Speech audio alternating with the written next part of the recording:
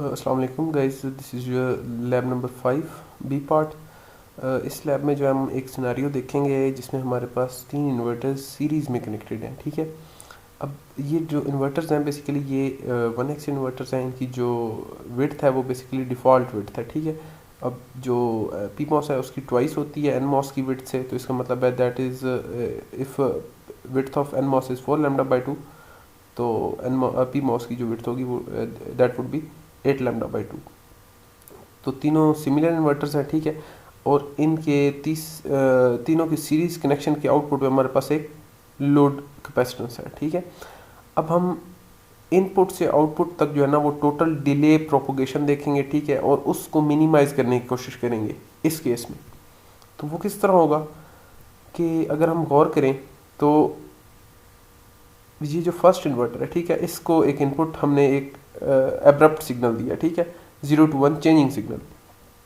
ठीक है, तो हमारे पास आउटपुट पे हमारे पास एक आउटपुट वेव आएगी जिसमें कुछ डिले होगा। वो डिले क्यों आया? क्योंकि इस इन्वर्टर के आउटपुट पे भी एक लोड कैपेसिटेंस है। वो क्या है? वो इस सेकंड इन्वर्टर की जो इनपुट कैपेसिटेंस है वो, और इसकी जो कुछ इंट्रिंसिक कैपेसिटेंस है वो। ठीक है, तो वो इस इन्वर्टर की फर्स्ट की लोड कैपेसिटेंस होगी, तो जिसकी वजह से इसकी आउटपुट वेव में कुछ डिले आएगा, मतलब उस वहाँ पे कुछ राइज टाइम होगा और कुछ फॉल टाइम होगा। ठीक है, और कुछ प्रोपोगेशन डिले आएगा जिसकी वजह से इस अब्रप्ट सिग्नल के हम अगर कंपेयर करें तो। ठीक है, अब ये जो डिलेड सिग्नल है इसमें कुछ राइज टाइम भी है और फॉल टाइम भी है। ठीक है, अब ये सिग्नल इस इन्वर्टर की इसका कुछ डिले होगा, लेट्स सपोज कह लें एक्स। ठीक है, अब ये इस इन्वर्टर की इनपुट बन गया। ठीक है, अब इस इन्वर्टर की कुछ इनपुट कैपेसिटेंस भी है और ये कुछ इसकी लोड कैपेसिटेंस भी है। ठीक है, तो अगर हम उन कैपेसिटेंस को ज़हन में रखें तो इसका जो डिले होगा इस इन्वर्टर से थोड़ा ज़्यादा हो जाएगा, क्योंकि ये दोनों सेम है, अभी सिमिलर इन्वर्टर्स हैं। ठीक है, तो इसकी जो लोड कैपेसिटेंस होगी वो होगी तो सेम, लेकिन क्योंकि इसका डिले ज़्यादा इस वजह से होगा क्योंकि हम इसको जो इनपुट सिग्नल दे रहे हैं एक्चुअली वो भी थोड़ा सा जो है ना उसमें ऑलरेडी थोड़ा राइज टाइम और फॉल टाइम है, जिसकी वजह से इसका डिले थोड़ा सा ज़्यादा आ जाएगा।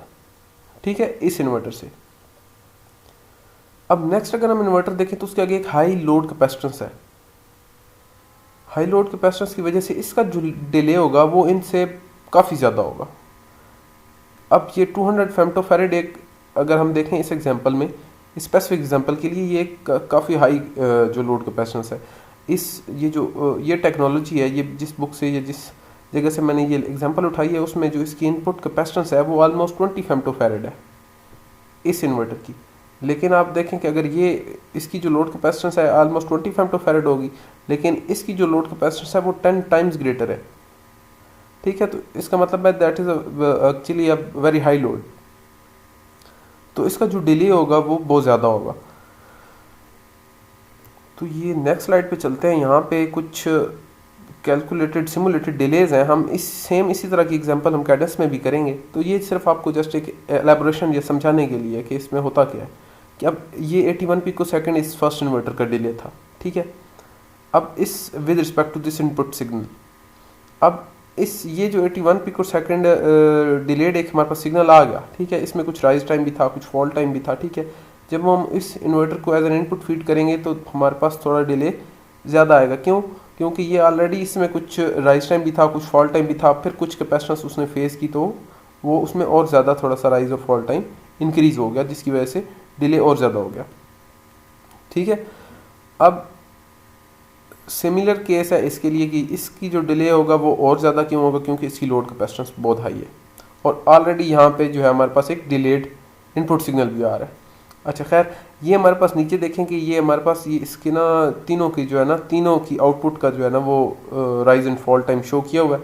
तो ये मैं आपको ज़रा सा इसकी नज़र जो है ना वो कर देता हूँ।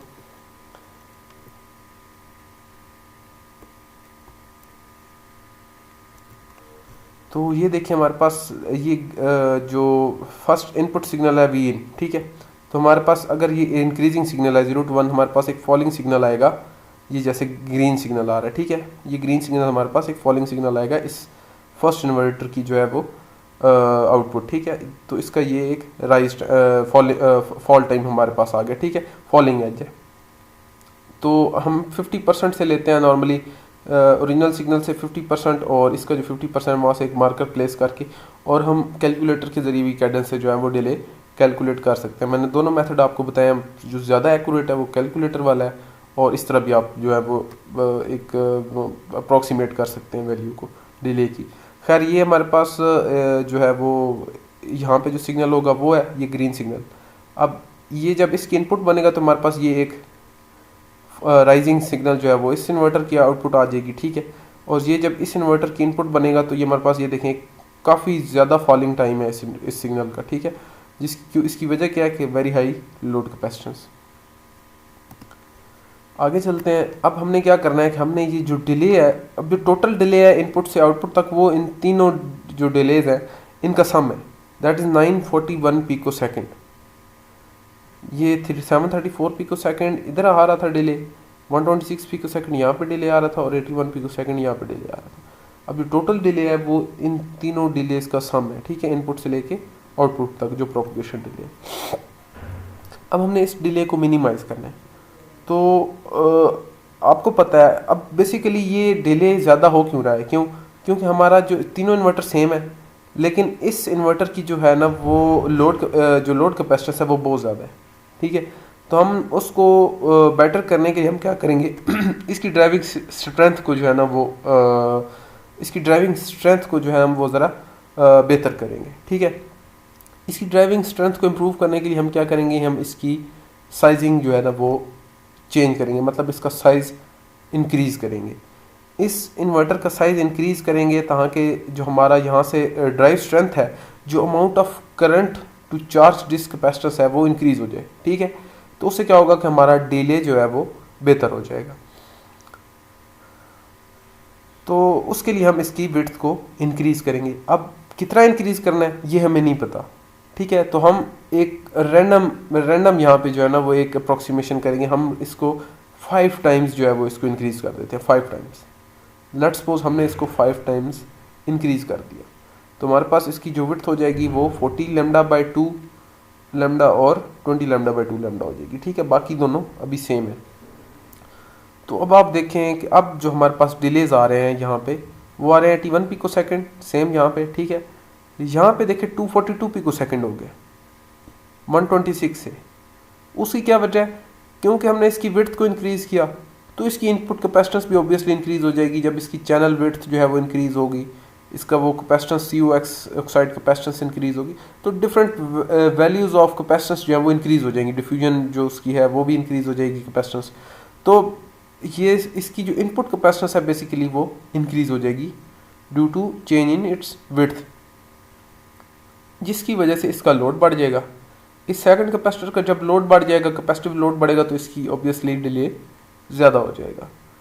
तो सिमिलरली अगर हम यहाँ पे देखें ये 306 पिको सेकंड हो गया। उसकी क्या वजह है, चूँकि हमने इसकी ड्राइविंग स्ट्रेंथ को बेहतर कर दी है, चूँकि हमने इसकी ड्राइविंग स्ट्रेंथ को बेहतर किया, इसकी वजह से जो है हमारा आउटपुट डिले जो है इस इन्वर्टर का वो कम हो गया, तो वो हो गया 306 पिको सेकंड। तो अब ये आ गया जी 629 पिको सेकंड। लेकिन ये हमें नहीं पता कि ये एक ऑप्टिमम जो है वो सोल्यूशन है या ऑप्टिमम हमने ऑप्टिमाइज कर लिया है इस सिनारियो को या नहीं किया। तो उसके लिए हम क्या करेंगे, हम क्या करेंगे मज़ीद इसको बेहतर करने के लिए 629 पिको सेकंड था, अब हम क्या करेंगे, हम जो सेकंड इन्वर्टर है उसको साइज़ ट्वाइस कर देंगे। उसका अगर साइज़ हम ट्वाइस कर दें तो हमारे पास जो डिले बनता है वो हमारे पास बन जाता है 107, 178 और 256 पिको सेकंड। अच्छा, अब क्या है कि इस इन्वर्टर का जो है वो हमने जब साइज़ चेंज किया तो ऑब्वियसली इसकी ड्राइव स्ट्रेंथ इंक्रीज़ हुई।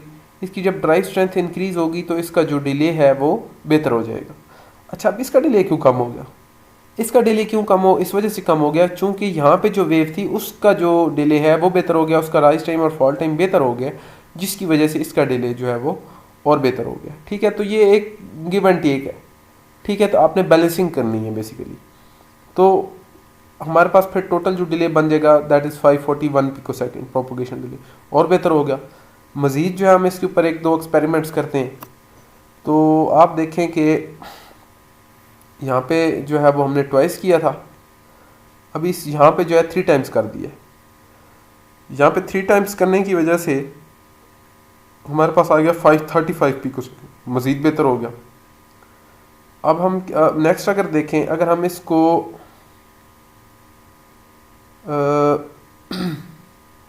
इसको 4 टाइम्स कर दें, इसको 4 टाइम्स करेंगे तो हमारे पास 3 टाइम्स था, अगर हम इसको 4 टाइम करेंगे तो 535 से 549 हो गया, ठीक है, which is not a good approximation, ठीक है, ये ज़्यादा हो गया।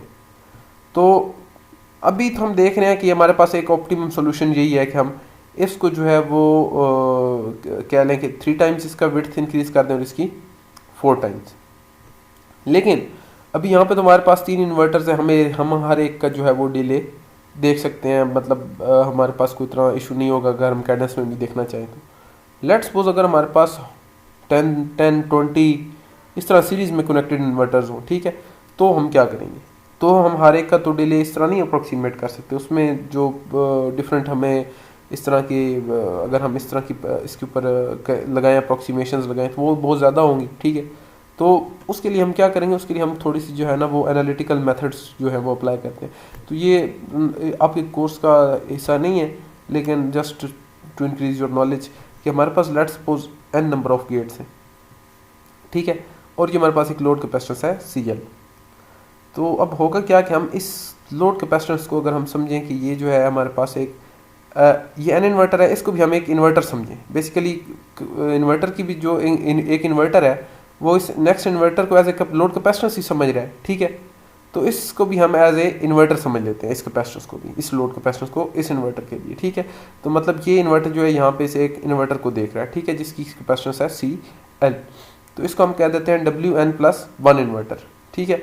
जो WN+1 है बट बेसिकली इस N+1 इन्वर्टर की जो है ना वो विड्थ है।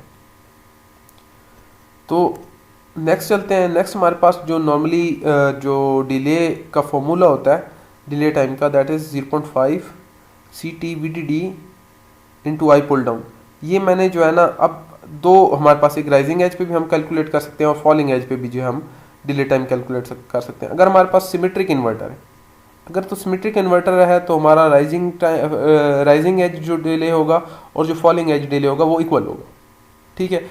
तो यहाँ पे जो है उसने जो है वो फॉलिंग एज वाला जो डिले है उसको कैलकुलेट कर लिया कि जो ये TP हाई टू लो, ठीक है, हाई टू लो को कैलकुलेट करेंगे, हमारे पास प्रोपोगेशन डिले जो हाई टू लो आएगा that will be falling edge, ठीक है। उस केस में हमारे पास NMOS होगा और ये 0.5 into CT VDD over I pull down, ठीक है। ये हमारे पास एक फार्मूला है, इस जैसा फार्मूला CT जो है ये टोटल कैपेसिटेंस है, ठीक है। अभी टोटल कैपेसिटेंस है इन्वर्टर के लिए, वो उसकी एक इंट्रिंसिक कैपेसिटेंस है और एक उसकी लोड कैपेसिटेंस है जो वो नेक्स्ट कैपेसिटर को देख रहा है। तो बेसिकली जो इंट्रिंसिक कैपेसिटेंस होती है वो कांस्टेंट रहती है। किस तरह, अगर हम इंट्रिंसिक कैपेसिटेंस बढ़ती किस तरह है कि हम उसकी विड्थ चेंज करें। अगर हम उसकी विड्थ चेंज करेंगे तो ऑब्वियसली हमारा जो ड्रेन करंट है वो बढ़ जाएगा। क्यों? क्योंकि हमारी चैनल विड्थ इंक्रीज होगी है।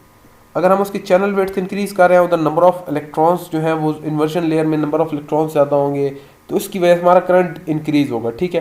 तो ऑब्वियसली हमारा ड्रेन करंट इंक्रीज होगा, जिसकी वजह से ये एक रेशो जो है ना वो कांस्टेंट रहती है कि जितनी कैपेसिटेंस इंक्रीज हुई उतनी ही रेशो से हमारा ड्रेन करंट इंक्रीज हो जाएगा, ठीक है। तो ये हमेशा कांस्टेंट ही रहेगी और ये 0.5 इज ऑलरेडी अ कांस्टेंट, ठीक है। तो हम इस इंट्रिंसिक कैपेसिटेंस को हम और ये VDD और आई पुल डाउन को हम as a constant a consider कर लें, ठीक है। उसके बाद ये जो है हमारे पास लोड कैपेसिटेंस है, उसके बाद ये जो आई पुल डाउन है जो आई पुल डाउन है इसको हम अगर कह लें कि ये डिपेंड करता है विड्थ पे और some other factors P and F, ठीक है। तो हमारे पास ये जो कह लें कि जो हमारे पास CL है या कह लेंगे हमारे पास जो VDD KPN और इसको हम एक कांस्टेंट कह लेते हैं दैट इज़ B, ये हम कैलकुलेट कर सकते हैं। ये VDD KPN और ये F ये कैलकुलेट हो जाएंगी, ठीक है। तो बेसिकली हमारा जो है वो इशू क्या है, हमारे साथ जो इशू है that is CL and F। तो नॉर्मली जो हमारी फाइनल इक्वेशन बनेगी that would be A plus ये 0.5 इंटू B प्लस B जो है वो that is 0.5 into some constant values WI+1 over WI, ठीक है। ये विड्थ है, ये I+1 बेसिकली इस जो लोड पे हम इन्वर्टर देख रहे हैं उसकी विड्थ है, ठीक है। और जो डब्ल्यू आई है that is the width of this previous inverter, ठीक है। तो बेसिक फाइनल इक्वेशन हमारे पास कुछ इस तरह की बनती है। ये सारी कांस्टेंट अप्रोक्सीमेशन जो हम बाद में कैलकुलेट कर सकते हैं, it's not a part of your course कि किस तरह कैलकुलेट करनी है। डिफरेंट फार्मूलाज हैं जिनसे ये सारी कांस्टेंट वैल्यूज आप कैलकुलेट कर सकते हैं। तो खैर हमारे पास जो फाइनल इक्वेशन बनती है वो something like a constant plus be constant into W I plus 1 over W I. तो ये हमारे पास फिर वही सेम सीरीज उसी तरह इन्वर्टर्स है। ये हमारे पास फाइनल इक्वेशन बन रही थी। तो ये जो W I plus 1 over W I है, इसको हम लिख सकते हैं W2 by W1 plus W3 by W2 सब up to so WN plus 1 over WN, ठीक है। तो अब हम किस तरह डिसाइड करेंगे कि ये सारा काम हम क्यों कर रहे हैं। ये सारा काम हम इसलिए कर रहे हैं कि हम चाहते हैं कि बजाय हम वो सारी अप्रॉक्सीमेशंस लगा के हम कैलकुलेट करते रहें, हम कोई एनालिटिकली सपोज कर लें कि हमें कोई रेशो मिल जाए जिस रेशो से हमने इन इन्वर्टर्स जो सीरीज में कनेक्टेड है इनकी विड्थ को चेंज करना है, ठीक है। बेसिकली हम उस रेशो को निकालने की कोशिश कर रहे हैं। तो वो रेशो जो है वो किस तरह निकालनी है, वो इस एनालिटिकल मेथड को फॉलो करके जो है ना वो निकालनी है। ये सारा एक एनालिटिकल अप्रोक्सीमेशन करके सारा एक जो है ना उन्होंने प्रोसीजर जो है वो डिज़ाइन किया है कि जिससे आप सीरीज कनेक्टेड इन्वर्टर्स की जो है वो एस्पेक्ट रेशो जो है वो आप डिटरमिन कर सकते हैं।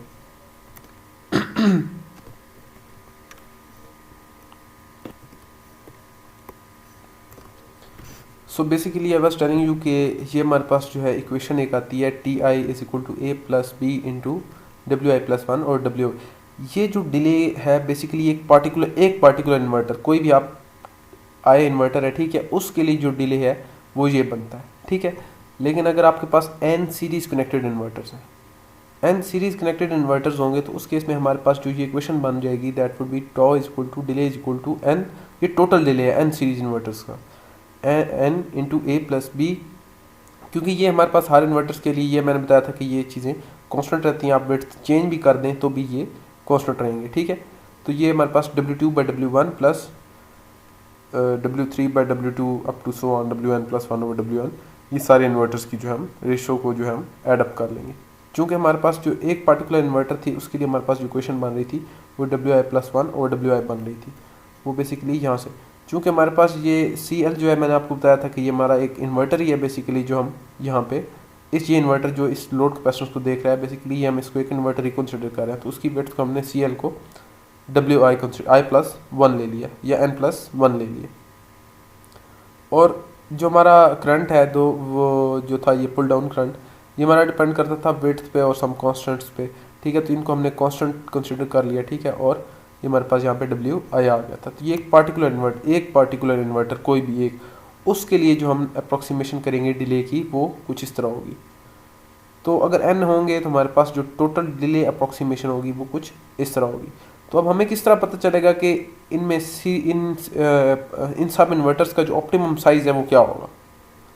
तो हमें हर एक जो इन्वर्टर है उसका ऑप्टिमम साइज़ मालूम करने के लिए हम इस इक्वेशन का एक पार्शियल डेरिवेटिव लेंगे with respect to that inverter. Let's suppose हमने इन्वर्टर आई का जो है वो विड्थ अगर लेना है तो हम इस टॉ का पार्शियल डेरिवेटिव लेंगे विद रिस्पेक्ट टू WI, ठीक है। तो जो हमारे पास फाइनली आएगा W2 by W1 let's suppose है, अगर हम W2 with respect to W1 लेंगे इसका तो हमारे पास जो आएगा that would B W2 by W1, और अगर हम W2 का लेंगे तो हमारे पास W3 बाई W2, इस तरह हमारे पास ये एक कांस्टेंट वैल्यू आएगी F। तो ये हमारे पास एक कांस्टेंट वैल्यू जो आएगी ये हमें क्या बता रही है, कांस्टेंट वैल्यू बता रही है कि हम कोई भी हमारे पास जो पर्टिकुलर इन्वर्टर है ये उसका जो सीरीज़ में जो सारे इन्वर्टर्स कनेक्टेड है, बल्कि ये हमें इक्वेशन ये बता रही है कि हमारे पास जो सीरीज़ में कनेक्टेड इन्वर्टर्स हैं ये सारे, इनकी जो डिले है W2 by W1 is actually the delay. हमने इसका पार्शियल डेरिवेटिव लिया इस इक्वेशन का आई इन्वर्टर के, जो हमारे पास जो आंसर आएगा वो WI प्लस 1 ओवर WI आएगा, ठीक है। अगर हम इस इक्वेशन का डेरिवेटिव लें फॉर इन्वर्टर I, तो अगर इस हिसाब से देखें तो हमारे पास जो इक्वेशन बनेगी एक सीरीज़ कनेक्टेड जो इन्वर्टर्स हैं उनके लिए वो बनेगी W2/W1 is equal to W3/W2 is equal to W4/W5, ठीक है, up to so on WI + 1/WI, ठीक है। तो ये हमें इक्वेशन ये बता रही है कि जो सीरीज़ कनेक्टेड इन्वर्टर्स हैं उनका बेसिकली डिले जो है वो सेम होना चाहिए। ये हमें इक्वेशन ये बता रही है कि जितने भी सीरीज़ कनेक्टेड इन्वर्टर्स हैं उनका डिले हमने सेम रखना है। तो अब हमारे पास जो मिनिमम डिले है वो आउटपुट पे आएगा, मिनिमम डिले, ठीक है। तो for minimum overall delay the delay of each inverter should be same. तो ये इक्वेशन हमें कुछ इस बात का जो है वो आइडिया दे रही है। अब अगर हमें अब एफ जो है, अब हमें लेट्स सपोज इन्वर्टर जो है वो लेट्स सपोज फर्स्ट इन्वर्टर जो है उसका हमें साइज़ मालूम करना है, ठीक है। तो उसके लिए हमें क्या चाहिए होगा, हमें एफ चाहिए होगा, ठीक है, एन हमें पता है 1 है। तो उसका जो डिले होगा वो हमें यहाँ से पता चल जाएगा। अगर हम एफ मालूम कर लेंगे तो हमारे पास उस पर्टिकुलर इन्वर्टर का जो है वो डिले आ जाएगा। तो उसके लिए हम क्या करेंगे, अब लेट्स सपोज हमारे पास W2/W1 जो है वो इक्वल टू एफ है। यहाँ पे मैंने आपको जैसे यहाँ पे बताया था W2/W1 इक्वल टू एफ है।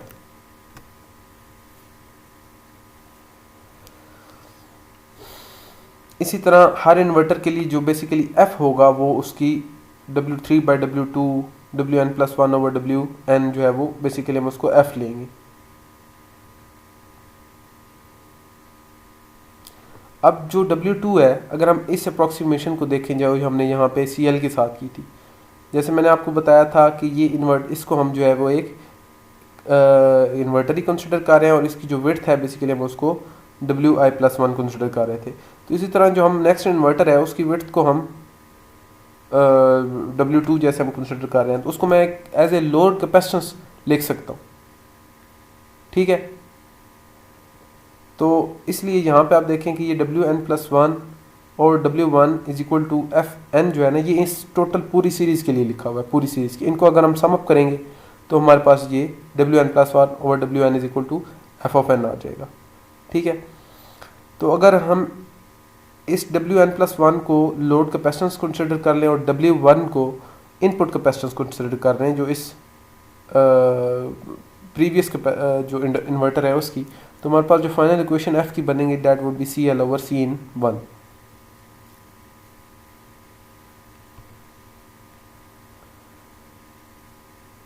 तो इस इक्वेशन को F में अगर F की जगह पे हम इस इक्वेशन को पुट करें, इस CL/Cin1/n, तो हमारे पास ये इक्वेशन बन जाएगी tau minimum is equal to n into A + B into CL/Cin।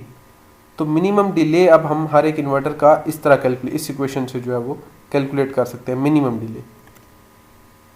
अब आप देखें, अगर हमारे पास एक जो है वो कह लें कि हमारे पास Cin लेट्स सपोज जो है वो इस इन्वर्टर के लिए इनपुट कैपेसिटेंस हमें पता है, मैंने आपको बताया कि ये कांस्टेंट है, ये हम कैलकुलेट कर सकते हैं।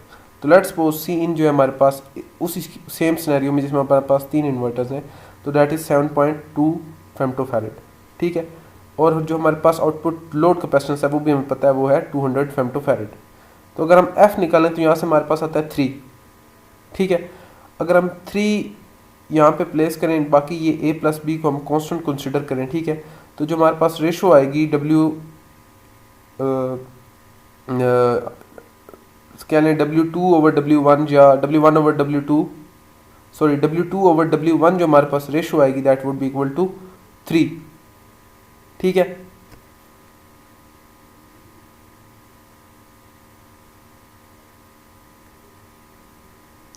बल्कि ये जो हमारे पास रेशो आएगी ना, अब हम इस रेशो को अगर हम हर एक इन्वर्टर की जो विड्थ एस्पेक्ट रेशो है उसके साथ मल्टीप्लाई करते जाएं तो वो हमारा एक ऑप्टिमम साइज देगा उस केस में, जिस केस में उन सब का डिले जो है वो सबका इक्वल होगा।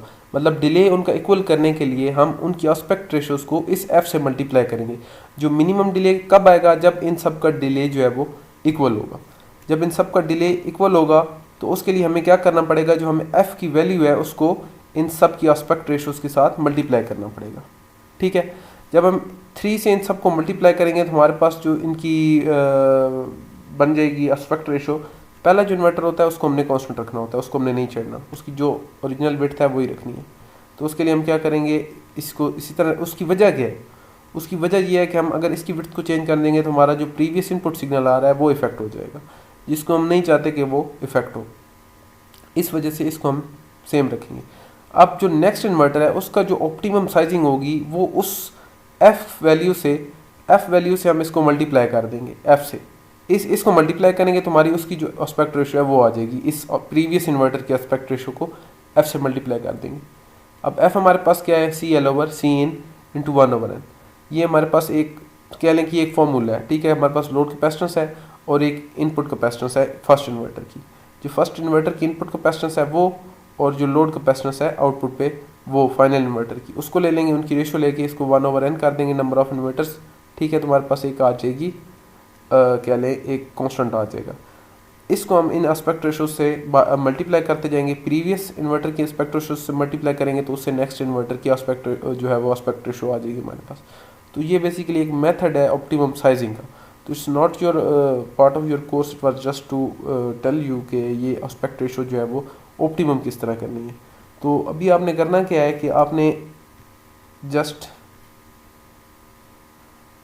ये सेम मैंने जो इन्वर्टर आपको बनवाया था, आपने इस तरह उसको सीरीज़ में 3 इन्वर्टर्स को कनेक्ट करना है, ठीक है। यहाँ पे आपने 10 पिकोफैरेड की जो है वो लोड कैपेसिटेंस डालनी है, ठीक है।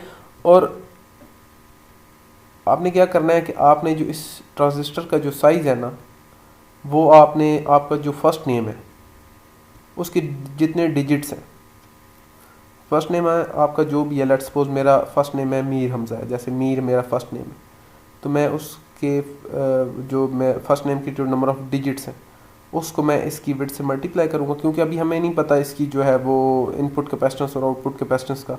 तो हम जस्ट उसको जो है वो एक कह लें कि अभी उसी अप्रॉक्सीमेशन वाले मेथड से इसको करेंगे। तो आपने वो जो आपके नंबर ऑफ डिजिट्स इन जो फर्स्ट नेम है उससे इसको विड्थ को मल्टीप्लाई कर देना है एस्पेक्ट रेशियो को, ठीक है। उसके बाद आपने जो है वो इसकी आउटपुट पे देखना है कि इसकी जो डिले वैल्यू है उस पर कितना इफेक्ट पड़ा है। यहाँ पे जो कैपेसिटेंस मैंने 5 ली है, आपने यहाँ पे 10 पिकोफैरेड लेनी है। इसी तरह फिर उसके बाद आपने जो है वो बाकी आपकी अपनी मर्जी है कि आप इसको 2 से मल्टीप्लाई करते हैं, फिर 3 से मल्टीप्लाई करते हैं। एटलीस्ट 3 जो है आपने डिले वैल्यूज़ मिनिमम 3 जो है ना वो डिलेज कैलकुलेट करने हैं, जो मिनिमम होगा फिर उसको आपने क्या देना है कि दैट इज़ द क्या लें कि ऑप्टिमम डिले, ठीक है। तो आपने 3 अप्रॉक्सीमेशंस इसके ऊपर लगानी है, मिनिमम 3 अप्रॉक्सीमेशंस, और हर एक केस में आपने डिले कैलकुलेट करना है। तो डिले किस तरह कैलकुलेट करना है, ये मेरे पास आ रहा था आउटपुट जो है ना इसी आ रही है, ठीक है। तो आप इस तरह ये देखें, ये आप मार्कर प्लेस करके भी कर सकते हैं। जैसे मैंने ये जो फाइनल मेरी आउटपुट आ रही थी उसका और जो प्रीवियस इन्वर्टर की आउटपुट थी उसको मैं एज एन इनपुट ले लिया नेक्स्ट इन्वर्टर की, ठीक है। और 50% टू 50% मैंने मार्कर प्लेस किया, तो मेरे पास ऑलमोस्ट 27 नैनो सेकेंड जो है वो आ रही है। तो इसमें जो है ना वो थोड़ा बहुत आप ऊपर नीचे हो सकता है आंसर। तो आप क्या करें कि आपने क्या करना है कि आपने कैलकुलेटर से इसको कैलकुलेट करना है हर डिले को। ये जैसे मैंने यहाँ पे डिले मैंने आपको शायद कैलकुलेट करना बताया भी था, मैं दोबारा बता देता हूँ कि इसको मैं क्लियर करता हूँ दोबारा, मैं सारा जो है ना ये डिले कैलकुलेट करके आपको दिखाता हूँ। तो लेट्स सपोज मैंने लास्ट पे जो डिले आ रहा है मैंने इसको कैलकुलेट करना है, मैं यहाँ से डिले पे क्लिक करूँगा, ठीक है। यहाँ से आपने VT चेक मार्क करना है, ये VT, ठीक है। और उसके बाद आपने यहाँ पे आना है और यहाँ से आपने पहले एक इनपुट सिग्नल सेलेक्ट करना है, जिन 2 सिग्नल के दरमियान आप डिले देखना चाह रहे हैं, ठीक है। तो इस इन्वर्टर का अगर मैंने डिले देखना है तो इसका इनपुट सिग्नल ये होगा VO2, इसको मैं सेलेक्ट करूँगा तो ये देखिए मेरे पास VO2 आ जाएगा। इसको यहाँ से मैं कॉपी करूँगा और इसको मैं यहाँ पे पेस्ट कर दूँगा। इसी तरह यहाँ पे जो है मैं इसकी आउटपुट सिग्नल को कॉपी करूँगा और ये VT चेक मार्क होना चाहिए। ये यहाँ से मैं इसके आउटपुट सिग्नल को चेक मार्क करूँगा तो ये मेरे पास आउटपुट सिग्नल आ गया, ठीक है। इसको यहाँ से कॉपी करें और यहाँ पे इसको पेस्ट करते हैं,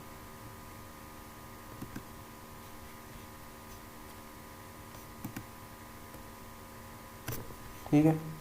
उसके बाद आपने यहाँ पे जो थ्रेशोल्ड वैल्यू मैंने आपको बताया था, हम 1 वोल्ट टेक्नोलॉजी यूज़ कर रहे हैं, तो ऑलमोस्ट हम हमारी है भी 92 नैनोमीटर।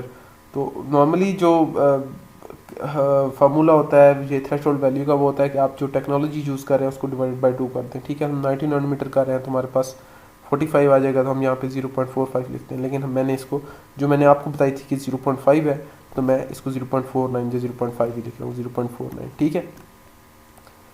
उसके बाद आपने यहाँ पे नीचे राइजिंग और फॉलेज एज जो है वो हमने सेलेक्ट करना है। चूँकि ये सिमेट्रिक है इन्वर्टर्स है, तो हम यहाँ पे इसको इधर टू इधर कर लें, या राइजिंग टू राइजिंग कर लें, या फॉलिंग टू फॉलिंग कर लें, तो दैट इज सेम, ठीक है। तो ये मैं इधर टू इधर ही सिलेक्ट कर रहा हूँ, और उसके बाद आपने यहाँ से अप्लाई पे क्लिक करना है, और फिर आपने ओके कर देना है। उसके बाद यहाँ पे आप देखेंगे यहाँ पे अपेंड लिखा हुआ है, ये देखें, ये एवेलुएट, तो इस पर क्लिक करेंगे तो हमारे पास डिले आ जाएगा। ये देखें 34 नैनो सेकेंड। हमारे पास जो वो ग्राफिकल मेथड से आ रहा था वो ऑलमोस्ट 27 नैनो सेकेंड आ रहा था, लेकिन यहाँ पे हमारे पास आ रहा है 34 नैनो सेकेंड। तो जो थोड़ा बहुत एरर है वो यहाँ पे बिल्कुल ख़त्म हो जाता है, तो ये एग्जैक्ट डिले जो है आपको देगा। तो इस तरह आपने डिलेज जो है वो कैलकुलेट करने हैं, और एक बेस्ट अप्रोक्सीमेशन जो प्रोपगेशन डिले है from V in to output जो है वो आपने निकालना है, जो मिनिमम हो।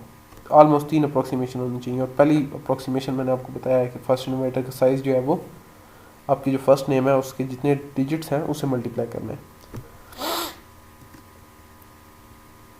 तो ये आपका जो है वो होम टास्क है।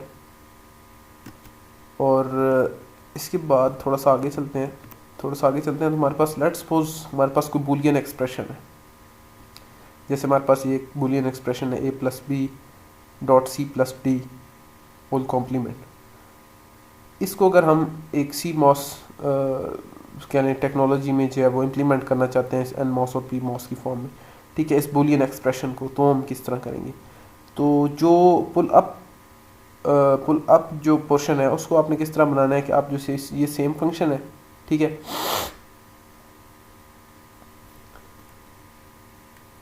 सेम फंक्शन को आप कह लें कि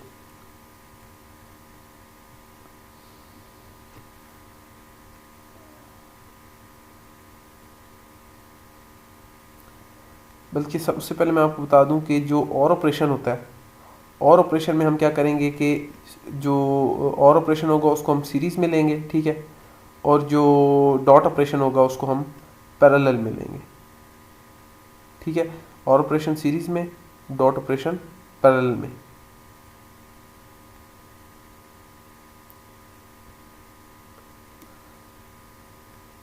सॉरी, डॉट ऑपरेशन जो है वो सीरीज़ में लेंगे, और ऑपरेशन जो है वो हम पैरेलल में लेंगे।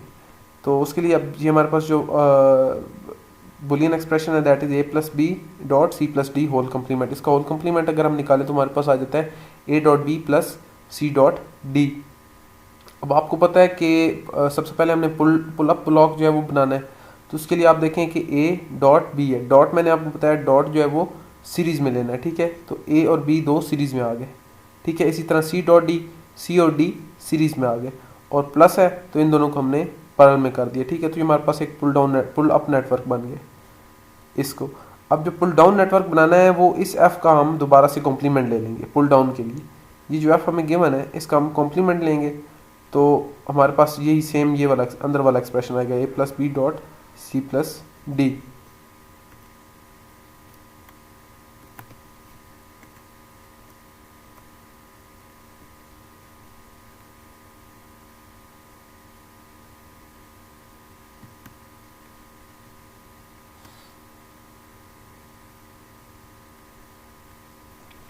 तो ये हमारे पास अंदर वाला जो एक्सप्रेशन है वो ये है पुल डाउन के लिए, एन मॉस नेटवर्क के लिए, ठीक है, a+b.c+d। ये देखें, ये मैंने इसको सॉर्ट आउट किया था तो मेरे पास ये आ रहा है जो मैंने पुल अप नेटवर्क बना दिया, और ये मेरे पास पुल डाउन नेटवर्क के लिए आ रहा है एन मॉस के लिए a+b/c+d। क्योंकि हम इसका कॉम्प्लीमेंट लेंगे इस होल का, तो ये कॉम्प्लीमेंट कैंसिल हो जाएगा, तो हमारे पास a+b/c+d आ जाएगा, या इसका हम कॉम्प्लीमेंट लेंगे तो हमारे पास सेम ये आ जाएगा। अब यहाँ पे मैंने आपको बताया है कि जो प्लस ऑपरेशन होता है, ठीक है, प्लस ऑपरेशन का मतलब है सीरीज में, सॉरी, प्लस ऑपरेशन जो है वो पैरेलल में, थोड़ा मैं कंफ्यूज हो रहा हूँ। आई कॉन्ट रिमेंबर, जो प्लस ऑपरेशन होता है वो पैरेलल में है। ये यहाँ पे देखें ना, मैंने आपको बताया कि A dot B series dot operation series में और प्लस ऑपरेशन जो है वो एंड ऑपरेशन जो है वो पैरेलल में है। ठीक है, तो एंड ऑपरेशन के लिए आपने क्या करना है, ए प्लस बी को पैरेलल में लगा देना है। ए प्लस बी पैरेलल में आ गया, डॉट ऑपरेशन सीरीज ऑपरेशन है, तो ये मेरे पास सीरीज में आ गया, ये सीरीज में नेक्स्ट जो पोर्शन होगा। ठीक है, और सी प्लस डी को आपने जो है वो फिर पैरेलल में कनेक्ट कर देना है, क्योंकि प्लस ऑपरेशन जो है वो पैरेलल में। तो जहाँ पे भी आप दोबारा मैं बता देता हूँ आपको, जो पी मॉस है पुल अप नेटवर्क बनाना है अगर आपने इस एक्सप्रेशन से, तो आपने क्या सबसे पहले क्या याद रखना है कि जो डॉट ऑपरेशन है वो क्या करता है, और जो और ऑपरेशन एंड ऑपरेशन है वो क्या करता है। डॉट ऑपरेशन जो है वो सीरीज में लगाना है। अगर दो ए और बी जो है दो इनपुट्स के दरमियान डॉट ऑपरेशन हो रहा है, तो दो पी मॉस आपने सीरीज में लगा देने, या दो ट्रांजिस्टर्स आपने सीरीज में लगा देने। और एंड ऑपरेशन के लिए, प्लस ऑपरेशन के लिए आपने क्या करना है, पैरेलल में लगा देना है दोनों ब्लॉक्स को। ठीक है, ए बी और सी डी को। अब आप दोबारा पुल अप को देखें तो आपके पास आएगा A dot B dot operation हो रहा है, तो ये सीरीज में आ जाएंगे ए और बी। चूँकि इसके बाद जो हमारे पास एंड ऑपरेशन हो रहा है सी और डी के साथ, तो एंड ऑपरेशन का मतलब है पैरेलल में, तो इसके पैरेलल में सी और डी सीरीज में आ जाएंगे। तो ये देखिए पैरेलल में आ गए, पी मॉस बन गया, पुल अप नेटवर्क बन गया पी मॉस से, और पुल डाउन नेटवर्क आपने एन मॉस से बना लेना। ठीक है, सेम वही जो बात है आपने ज़हन में रखनी है कि जो डॉट ऑपरेशन है वो सीरीज में आता है, और एंड ऑपरेशन जो है वो पैरेलल में आ जाएगा। ठीक हो गया। अब इस नेटवर्क की आपने प्रॉपर साइजिंग किस तरह करनी है, उसके लिए आपने क्रिटिकल पाथ देखना है। और प्रॉपर साइजिंग क्या होती है कि प्रॉपर साइजिंग हम जो है वो 1x इन्वर्टर को दे के करते हैं, कि इसके जो 1x इन्वर्टर जो होता है वो सिमेट्रिक होता है, उसका आउटपुट पे राइज और फॉल टाइम सेम होता है, और उसका प्रोपोगेशन डिले भी दोनों साइड्स पे सेम होता है।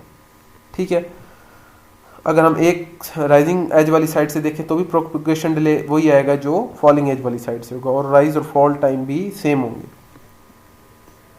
तो इसकी जो हमने वो पुल अप और पुल डाउन नेटवर्क की जो साइजिंग करनी है, बेसिकली वो हमने जो 1x इन्वर्टर है उसको ज़हन में रख के करनी है। ठीक है, तो 1x इन्वर्टर में अगर हम लेट्स सपोज सबसे पहले हमारे पास ये पुल डाउन नेटवर्क है, पुल डाउन नेटवर्क को देखते हैं। पुल डाउन नेटवर्क देखें तो ये हमारे पास पुल डाउन नेटवर्क इन्वर्टर का जो है उसकी जो साइज़ है दैट इज़ 1, और जो पी मॉस होता है उसका ट्वाइस होता है इसकी साइज से। ठीक है, तो अब जो इक्विवेलेंट हम कह लें कि जो हमारे पास इफेक्टिव जो इक्विवेलेंट जो हमारे पास W/L होगी या एस्पेक्ट रेशो होगी, वो हम इस पी मॉस की इस इन्वर्टर की पुल डाउन नेटवर्क की ले लेते हैं, दैट इज़ 1। जैसे यहाँ पे देखें W/L equivalent is equal to 1 ली हुई है। ठीक है, उसके बाद आपने क्या करना है, आपने क्रिटिकल पाथ देखना है। क्रिटिकल पाथ क्या होता है कि जिसमें सीरीज में कितने लॉन्गेस्ट पाथ कह लें, लॉन्गेस्ट पाथ क्या होता है कि सीरीज में कितने ट्रांजिस्टर्स हैं। यहाँ से आप देखें कि ये हमारा यहाँ पे जो था वो आउटपुट थी इस जगह पे, तो यहाँ से आप देखें कि ये हमारे पास जो है वो लॉन्गेस्ट पाथ बन रहा है ग्राउंड तक, ये इन दो रजिस्टर से सीरीज में। ठीक है, तो ये हमारे पास क्रिटिकल पाथ भी होगा, या हम इसको लॉन्गेस्ट पाथ भी कह सकते हैं। अब आपने लॉन्गेस्ट पाथ देखना है, और आपने जितने उसमें ट्रांजिस्टर्स हैं उनको आपने इस तरह 1 over length over width plus length over width की फॉर्म में लिख देना है। ठीक है, उसके बाद आपने इन दोनों को सम किया तो हमारे पास 2 लेंथ ओवर विड्थ आ गई, 1 ओवर 2 इंटू L/W। ठीक हो गया, और इसके बाद आप इसको सॉल्व आउट करेंगे तो हमारे पास W/L इज इक्वल टू 2 आ जाएगा, या ये एक मेथड है। ठीक है, अब ये 2 आ गया तो इसका मतलब है A भी 2 होगा, B भी 2 होगा। इनकी जो 2 का मतलब ये है कि जो इनकी डिफ़ॉल्ट विड्थ है वो 2 से मल्टीप्लाई हो जाएगी, डिफ़ॉल्ट विड्थ, तब जो इसका प्रोपोगेशन डिले है that would be equal to this inverters pull down network. ठीक है, तो ये हमारे पास 2 आ गया। एक और मेथड ये है कि लेट्स सपोज आपके पास W/L इक्विवेलेंट है जो आपने निकालनी है, दैट इज इक्वल टू 2। अब देखें सीरीज में कितने इन्वर्टर्स हैं, 2, तो आपने यहाँ पे लिखा 2 इंटू, अब ये यहाँ पे आपने क्या लिखना है, यहाँ पे आपने WN इन्वर्टर जो है, इसका मतलब है कि N मॉस जो पुल डाउन नेटवर्क है इन्वर्टर का, उसकी क्या विड्थ है, दैट इज इक्वल टू 1। तो यहाँ पे हमारे पास 1 आ जाएगा, 2 इंटू 1 इज इक्वल टू 2। तो W/L equivalent is equal to कितने सीरीज में है, 2 है, तो is equal to 2 into pull down जो रेशो है उसकी W/L है पुल डाउन नेटवर्क की इन्वर्टर की वो लिख देनी है इनटू WN ऑफ इन्वर्टर, तो डेट इज़ 1, तो ये हमारे पास 2 आ गया। तो ये दो मेथड है। अब इस सीरीज़ में जितने इन्वर्टर हैं B और D या A और C, सीरीज़ में इन दोनों की क्या होगी 2 ठीक है। तो हमने जो सीरीज़ में लिए थे B और D की निकाली है, ठीक है, तो हमारे पास 2 आई। इसी तरह जो A है इसकी भी 2 होगी और जो C है इसकी भी 2 होगी, क्योंकि ये पैरेलल में है। पैरेलल में जो है वो या ये इन्वर्टर ऑन होगा या ये इन्वर्टर ऑन होगा। हमारे पास वर्स्ट केस सिनेरियो यही हो सकता है ना पैरेलल में, कि या एक ऑन होगा या ये दूसरा ऑन होगा, तो इसलिए इसका भी हम 2 रखेंगे। तो पैरेलल में सेम होती है दोनों, अगर दोनों पैरेलल में है तो सेम होगी। ये दोनों पैरेलल में है तो इसकी जो D की होगी वही C की होगी। तो ये देखें जो A है that is equal to B और जो C है वही इक्वल टू है D के, ठीक है। B और D की हमने इस तरह निकाल ली थी, तो ये NMOS हो गया। सेम इसी जो है वो मेथड को हम PMOS के लिए यूज़ कर लेंगे। उसमें क्या करेंगे कि ये हमारे पास जो W इक्विवेलेंट है वो है 2, तो ये मैंने रख ली 2 और सीरीज़ में कितने हैं ये 2, ठीक है। तो 1/2L/W आ जाएगा, ठीक है। ये 1/L+W प्लस L/W, तो ये हमारे पास ये हम निकाल रहे हैं A और B की जो सीरीज़ में है। देखें W/L इक्विवेलेंट AB, ठीक है। और जो यहाँ पे आपने इक्विवेलेंट या इफेक्टिव W/L लिखनी है वो है 2, क्योंकि अब हम पुल डाउन नेटवर्क को देख रहे हैं। तो इन्वर्टर की यहाँ पे इफेक्टिव आ जाएगी 2 और ये हमारे पास आ जाएगा 1/2L/W, ठीक है। तो ये 2 से मल्टीप्लाई होगा, इसको रीअरेंज करेंगे A और B की हमारे पास आ जाएगी 4, ठीक है। अब ये 4 आ गई, A भी 4 है, B भी 4 है। अब इनके पैरेलल आप देखें तो हमारे पास C और D है, इनकी भी 4 आ जाएगी सेम। लेकिन पैरेलल का मतलब ये है कि नंबर भी सेम होना चाहिए। पैरेलल में ये नहीं है कि यहाँ पे एक है और यहाँ पे 2 पैरेलल में आ रहे हैं तो जो इन दोनों का है वही इसका, और इस तरह नहीं करना, ठीक है। तो नंबर ऑफ ट्रांजिस्टर्स भी सेम होने चाहिए पैरेलल में, तो तब वो सेम होंगी। तो ये हमारे पास पुल डाउन नेटवर्क हो गया। यहाँ पे एक और एग्जांपल है, ठीक है, जिसमें आप देखें ये बल्कि ये इसी को हमने जो है इसी जो फर्स्ट बुलियन एक्सप्रेशन था इसकी हमने प्रॉपर साइजिंग कर दी है यहाँ पे इस स्लाइड में। ये 4 4 4 4 2 2 2 2, ठीक है। तो ये अब इसका प्रोपगेशन डिले है that is approximately equal to 1x inverter. अब यहाँ पे देखिए हमारे पास एक और एग्जांपल है जिसमें हम PMOS पुल डाउन की जो है वो साइजिंग करते हैं। ये पुल डाउन नेटवर्क है हमारे पास, ठीक है। अब यहाँ पे आप देखें कि जो क्रिटिकल पाथ है that is the longest path A और B, ठीक है।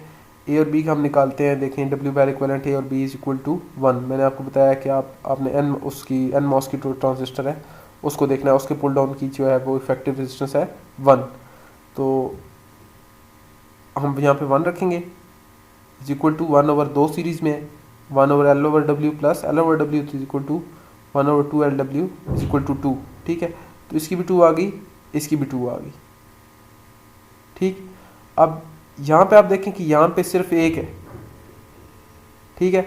अब इसकी हमने पैरेलल में है लेकिन हमने इसको सेम नहीं किया, क्यों? क्योंकि आप देखें कि वहाँ पे पुल डाउन नेटवर्क में एक ट्रांजिस्टर है और उसकी जो W/L है वो है 1, ठीक।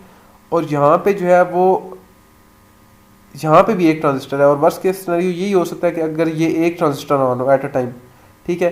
तो अगर ये एक ही ट्रांजिस्टर ऑन होगा तो उस केस में ये इसकी जो W/L है उसके बराबर ही होनी चाहिए, या आप इसको इस तरीके से निकाल भी सकते हैं जिस तरह ये मैंने ये मेथड बताया ना। यहाँ पे आप 1 रखें तो 1/L/W करेंगे तो भी हमारे पास 1 ही आएगा, ठीक है। तो सीरीज़ में पैरेलल जो अगर सीरीज़ में है और वो पैरेलल में सेम नंबर है तब उनका जो है वो पैरेलल में सेम होगी, वरना नहीं होगी, ठीक है। तो उसकी एक और वजह ये भी है, आप ये देखें कि जो सीरीज़ में आ गए ये दोनों ट्रांजिस्टर्स, अब अगर मैं 2 ट्रांजिस्टर सीरीज़ में ले जाऊँ तो आपको पता है उनकी जो विड्थ तो सेम रहेगी लेकिन उनकी लेंथ ट्वाइस हो जाती है। अब लेंथ ट्वाइस हो गई है, अब इस लेंथ को ट्वाइस लेंथ की वजह से इसकी रेजिस्टेंस जो है वो इंक्रीज़ हो गई है इस पाथ की, इस पाथ की रेजिस्टेंस इंक्रीज़ होगी। अब इस पाथ को मैंने जो हमारा 1x इन्वर्टर है ये इसके इक्वल लेके आना है, इसकी रेजिस्टेंस को, इसकी W/L को, तब ही जो है इसकी आउटपुट पे जो है वो राइज टाइम या प्रोपोगेशन डिले जो है वो इस इन्वर्टर के इक्वल आएगा, ठीक है।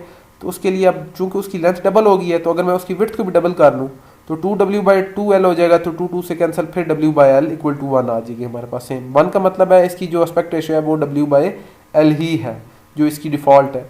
अगर इस यहाँ पे 2 है तो इसका मतलब है W/L जो डिफ़ॉल्ट है वो 2 से मल्टीप्लाई हुई है, ठीक है। तो यहाँ पे ये वाली लॉजिक भी जो है आप यूज़ कर सकते हैं कि इसकी चूंकि रेजिस्टेंस ट्वाइस हो गई है तो उसको बैलेंस आउट करने के लिए हम इसकी विड्थ को भी ट्वाइस कर देते हैं, तब जो है वो चूंकि रेजिस्टेंस किस पे डिपेंड करती है, वो जितना उसकी चैनल लेंथ है, ज़्यादा चैनल लेंथ होगी उतनी ज़्यादा वहाँ पे वो उसको हिंड्रेंस जो है वो मिलेगी, ठीक है। और अगर हम उसकी विड्थ को ज़्यादा कर देंगे, डबल कर देंगे, तो ऑब्वियसली पाथ जो है वो चैनल विड्थ जो है वो इंक्रीज़ हो जाएगी, तो वहाँ से करंट जो है वो इजीली फ्लो कर सकेगा, तो वो बैलेंस कर देगा उस रेजिस्टेंस को, इसलिए इसकी 2 होगी। और चूंकि ये पाथ इस पाथ को हमने उसी पुल डाउन के इक्वल करना है, तो इसलिए जो है हम इसको सिर्फ 1 ही रखेंगे, क्योंकि यहाँ पे एक ही ट्रांजिस्टर है और वो सिमिलर है पुल डाउन नेटवर्क के उसके इन्वर्टर के 1x इन्वर्टर के। तो ये मैंने आपको एक क्लासिक एग्जांपल दे दिया जिसमें आपके पास पैरेलल में जो है वो ट्रांजिस्टर सेम नहीं है, या आप ये मेथड अप्लाई करके इसको कर सकते हैं। It's not that much difficult, ठीक है। तो इस तरह की 1-2 टास्क होंगे जो आपने बस सिंपली उसकी जो है ना वो साइजिंग कर देनी है, उसको आपने सिमुलेट वगैरह नहीं करना, जस्ट प्रॉपरली साइज करके वहीं पे लैब रिपोर्ट में जो है आपने सबमिट करा देनी है। तो जो आपने कैडेंस पे काम करना है वो मैंने आपको बता दिया। So that's it for lab number 5।